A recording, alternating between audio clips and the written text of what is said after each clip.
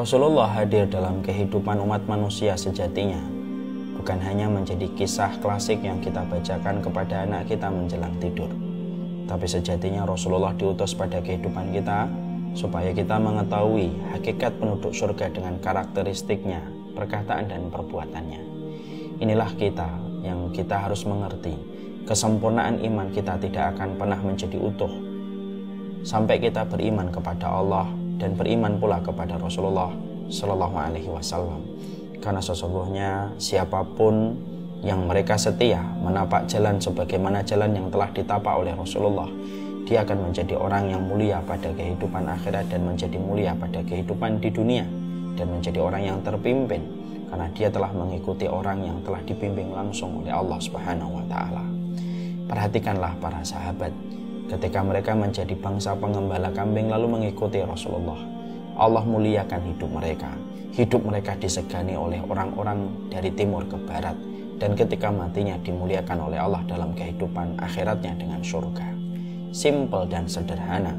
Sesungguhnya ketika kita ingin mulia dalam kehidupan ini dan menjadi orang-orang yang dimuliakan oleh Allah dalam kehidupan nasib di akhirat, yaitu adalah berkomitmen untuk mengikuti Rasulullah dan menjadikan Rasulullah referensi tunggal pada kehidupan, bukan pada referensi pluralisme, sekulerisme, dan liberalisme, serta isme-isme yang lainnya, tapi hanya kepada Nabi dan tidak ada pilihan yang lainnya. Di sini pula kita mengetahui komitmen kita mengikuti sunnah selain mengikuti Rasulullah adalah bagaimana kita menjadi orang yang pandai untuk membersihkan diri kita dan mensucikan kita. Siapakah manusia? Mereka pasti lengket dan pasti pekat dengan kemaksiatan dan dosa. Tapi Allah begitu maha baiknya kepada kehidupan manusia, sehingga Allah memberikan jalan pada setiap kehidupan manusia, bagaimana mereka itu diberikan oleh Allah kesempatan untuk membersihkan dosa. Bukankah baju yang kotor bisa bersih dengan deterjen? Bukankah mobil yang kotor bisa bersih dengan semprotan air? Sama pula, sesungguhnya dosa dan kemaksiatan itu mampu untuk dibersihkan persis sebagaimana bayi yang baru lahir.